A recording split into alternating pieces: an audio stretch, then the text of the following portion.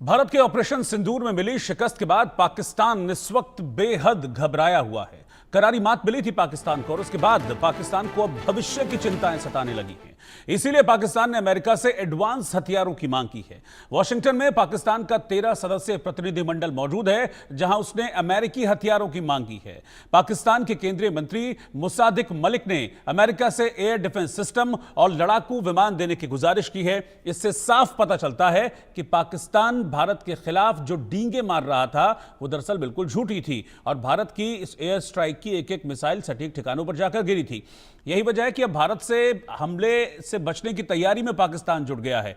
पाकिस्तानी प्रतिनिधिमंडल ने कबूल किया है कि भारत का हमला बड़ा था, उससे भारी नुकसान इस अटैक में हुआ। मलिक के मुताबिक भारत 80 फाइटर जेट के साथ आया था। हर जेट में 5 मिसाइलें थी। इनमें से कुछ परमाणु हथियार ले जाने में सक्षम थी और कुल 400 मिसाइलों के जरिए अटैक किया। अब आप सोच सकते हैं कि पाकिस्तान का क्या होता अगर हमारे पास वायु रक्षा प्रणाली नहीं होती, तो हम मलबे में दबे होते। पाकिस्तान को अब डर इस बात का सता रहा है कि भारत इस तरह का एक्शन अगर ले सकता है और पाकिस्तान के वायु क्षेत्र में घुसकर पाकिस्तान के आतंकी ठिकानों को, उनके एयरबेसिस को निशाना बना सकता है, तो ये पाकिस्तान के लिए बड़ी चिंता का विषय है। अब लग रहा है पाकिस्तान को, एक वक्त तो मान नहीं रहा था कि भारत ने स्ट्राइक की है और अब आप देखिए अमेरिका के पास पहुंच गया और अमेरिका से कह रहा है कि हमको एयर डिफेंस सिस्टम दे दीजिए ताकि हम इस तरीके के हमलों से पाकिस्तान को बचा सकें।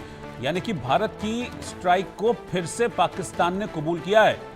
भारत ने पाकिस्तान के आतंकी अड्डों को उड़ाया था, पाकिस्तान के 11 एयरबेसिस को उड़ाया था और उसके बाद जब पाकिस्तान ने डोजियर दिया, उस डोजियर में भी जो पाकिस्तान ने इस बात को कबूला था कि कुछ और 8 और जगह थी जहां पर भारत ने स्ट्राइक की थी और भारत की एक एक मिसाइल पाकिस्तान में सटीक ठिकानों पर गिरी थी। अच्छा, पाकिस्तान को एक चीज पता है कि वो आतंक से तौबा करेगा नहीं, आतंक की राह पर वो आगे बढ़ेगा तो भारत फिर से स्ट्राइक करेगा और इसीलिए वो दौड़ा दौड़ा अमेरिका के पास पहुंच गया। अमेरिका में पाकिस्तान का 13 सदस्यों का एक डेलीगेशन मौजूद है और वो उस डेलीगेशन ने अमेरिका से मांग की है कि आप हमको एयर डिफेंस सिस्टम दे दीजिए, आप हमको हथियार दे दीजिए। एयर डिफेंस सिस्टम की भीख पाकिस्तान ने अमेरिका से मांगी है और वहां यह भी कोट किया कि 80 फाइटर जेट से भारत ने 400 मिसाइलें हमारे ऊपर दागी। मेरे साथ दो खास मेहमान इस वक्त जुड़े हुए हैं, lieutenant colonel retired JS. Sodhi साहब और मेजर रिटायर्ड मोहम्मद अली शाह। दोनों का बहुत बहुत स्वागत है। सोढ़ी साहब, पहले आपके पास आ रहा हूं, फिर पहुंच गया पाकिस्तान अमेरिका के पास। ये डर ही है पाकिस्तान का, क्योंकि उसे पता है भारत ने तो सीधी चेतावनी दी है कि आतंक से अगर तौबा नहीं होगी तो फिर ऐसी और स्ट्राइक के लिए तैयार रहिए, क्योंकि ऑपरेशन सिंदूर जारी है। ऑपरेशन सिंदूर अभी सिर्फ स्थगित हुआ है और हम कभी भी पार्ट 2, पार्ट 3, पार्ट 4 जितना होगा हम करेंगे। तो आतंक से तौबा इसने करनी नहीं है। अब पहुंच गया अमेरिका के पास कि भाई हमको एयर डिफेंस सिस्टम दे दीजिए। जय हिंद रोहित जी। जय हिंद सर। ये मेरा सौभाग्य कि मैं आपके न्यूज चैनल पर हूं, विख्यात को पैलेस के साथ हूं। इसमें कोई शक नहीं है, जिस तरह से पाकिस्तान के ऊपर भारत ने ऑपरेशन सिंदूर में ताबड़तोड़ हमले किए और हमने उनके 9 आतंकवादी अड्डों को तो पूरी तरह बर्बाद किया। हमने उनके 20% वायुसेना के पूरे इंफ्रास्ट्रक्चर को जिस तरह से हमने बर्बाद किया, उस तरह से पाकिस्तान पूरी तरह से हिल गया है। लेकिन रोहित जी, हमें एक चीज याद रखनी चाहिए, पाकिस्तान वो जहरीला सांप है जो फिर डसेगा। ये पाकिस्तान चाहे अमेरिका के पास जाए, चाहे चीन के पास जाए, ये इसके जैसे एक बेशरम इंसान होता है जो कि जितना थप्पड़ मार लो फिर भी वो भीख मांगने के लिए तैयार हो जाएगा। उसको ऊपर कोई रोटी फेंकेगा तो वो छपक ले लेगा, क्योंकि वो मेहनत नहीं करना चाहता है। पाकिस्तान भी वैसा ही देश है। पाकिस्तान अब कोशिश कर रहा है उसे ज्यादा से ज्यादा हथियार मिले, चाहे अमेरिका से, चाहे चीन से, कहीं से भी, ताकि वो अपने आप को और तैयार कर सके। क्योंकि बात तो उसने आना नहीं है, उसने कुछ समय बाद फिर से आतंकवादियों को भेजना है भारत में।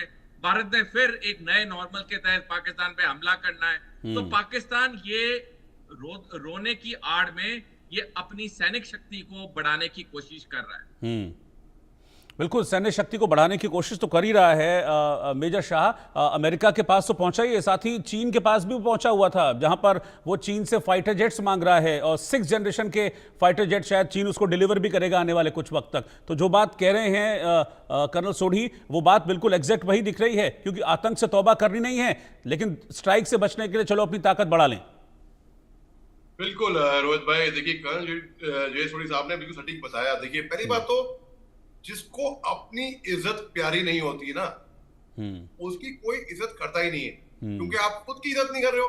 जब आप खुद की इज्जत नहीं कर रहे हो तो और कोई आपकी इज्जत क्या करेगा? तो पाकिस्तान वैसा वाहिद और वाहियात और बेशरम मुल्क है, उनकी लीडरशिप वैसी बेशरम है। अब देखिए उनके जो फेडरल मिनिस्टर हैं मुसादिक मालिक, वो क्या कहते हैं कि हिंदुस्तान 80 जहाज के साथ आया, 400 मिसाइल, उसमें से कुछ तो न्यूक्लियर वॉर हेड्स के थे, और पूरा पाकिस्तान खाक हो जाता अगर वहां का एयर डिफेंस सिस्टम, जो कि हमें बर्बाद कर दिया था वैसे, वो काम नहीं करता। रे कौन सा मजाक कर रहे हो? कौन सा मजाक कर रहे हो? उनके field marshal general Asim Munir अपने आप को फील्ड मार्शल घोषित करते हैं। फील्ड मार्शल प्रोपेगेंडा रचता है।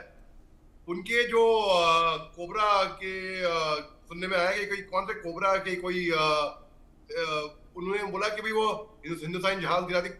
ये लोग प्रोपेगेंडा कर सकते हैं, झूठ बोल सकते हैं। मेरे को बड़े बड़े फक्र से कहना पड़ रहा है भाई, 4 दिन तो मजे आ गए थे रोहित भाई, जब मैं उनके चैनल पे ट्रेंडिंग था, आपको याद है, आपको भेज दो स्क्रीनशॉट। मतलब अगर वो मेरे को विलन दिखा रहे हैं वहां पे अपने चैनल पे पाकिस्तानी मीडिया में, तो भाई अच्छी बात है, खुश, मैं तो बड़ा खुश हूँ। ये इतना झूठ बोलते हैं ना, इतना मतलब white lies to the teeth, मतलब समझ में नहीं आता है इनको यार। और उसके अच्छा अमेरिका जो है ना, अमेरिका ने देखा कि भाई अच्छा हिंदुस्तान बहुत आगे बढ़ रहा है, हमको हिंदुस्तान, अमेरिका को जरूरत थी हिंदुस्तान की, लेकिन अमेरिका टाइम टू टाइम अपने अलायंस के साथ ऐसा करता है। उन्होंने पहले तो पाकिस्तान को IMF के थ्रू फंड दिलाया, पाकिस्तान ने 14 करोड़ रुपए मौलाना मसूद अजहर को मुआवजा घोषित किया उसमें। फिर सीज फायर हुआ।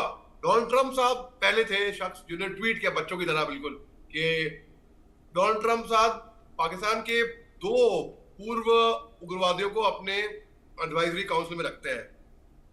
UN सिक्योरिटी काउंसिल में पाकिस्तान को एक अहम पोजीशन दी जाती है। यानी कि आप सोचिए, कभी देखा कभी बिल्ली को दूध को की रक्षा करते हुए, यहाँ दूध रखा हुआ है, बिल्ली को बोलेंगे कि ये इसकी रक्षा करेगी। तो अमेरिका, तो लोग कहते हैं कि अमेरिका कर क्यों रहा है ये पाकिस्तान को इतना, ऐसा अचानक फेवर क्यों कर रहा है? वो ऐसा नहीं कि पाकिस्तान को फेवर कर रहा है, वो एक तरीके से देख रहा है कि हिंदुस्तान काफी बड़ा हो गया है, हमको ट्राई कर रहा है एक लेवल पे रखने के लिए। लेकिन at the end of the day Hindustan की शक्ति जो है ना, हमने तो अपने आप को इतना मजबूत बनाया। अल्लामा इकबाल ने कहा था, जिन्होंने सारे जहां से अच्छा लिखा है, खुद ही को कर बुलंद इतना के हर तकदीर से पहले खुदा बंदे से खुद पूछे बता तेरी रजा क्या है। तो हिंदुस्तान ने अपने आप को इतना मजबूत बनाया, हमको कोई बाहरी शक्ति की जरूरत नहीं पड़ी, हम अपने आप में ही सक्षम थे, आत्मनिर्भर थे। हमने पहले से ही रूस से S-400 मंगवा के रखा हुआ था। सोचिए अगर उस रात को S-400 हमारे काम नहीं आता, जब पाकिस्तान से बहुत सी प्रोजेक्टाइल्स, ड्रोन्स, मिसाइल आ रहे थे, खासतौर से जम्मू के ऊपर, तो हम क्या करते फिर? तो हमारा भी हल वो होता।